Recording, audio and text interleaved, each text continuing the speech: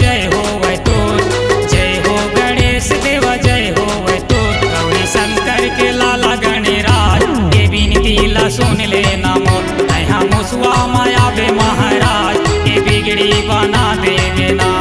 जय हो गणेश देव जय हो वै तोर, जय हो गणेश देव जय हो वै तोर। गौरी शंकर के लाला गणराज के बिनती ला सुन लेना मोर। यहाँ मुसवा माया बे महाराज के बिगड़ी बना देवे ना।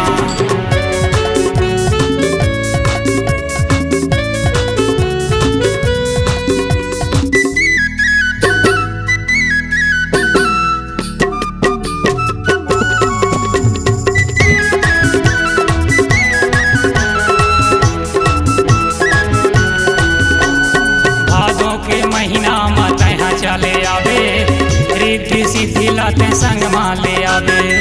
बेटी संतोषी तोर बेटा शुभ लाभ है, दया बरसा दे मोर जिंदगी अंधियार है।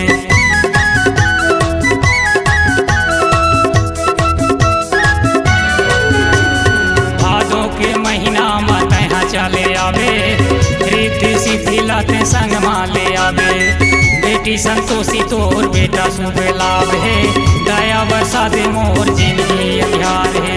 जय हो गणेश देव जय हो वै तोर, जय हो गणेश देव जय हो वै तोर। गौरी शंकर के लाला गणराज के बिनती ला सुन लेना मोर। यहाँ मुसवा माया बे महाराज के बिगड़ी बना देवे ना।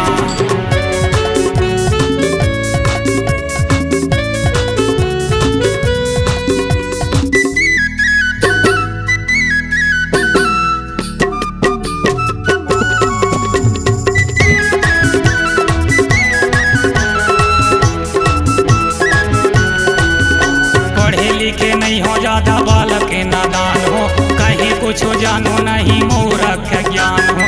नहीं जाना पूजा पाठ नहीं जाना सेवा,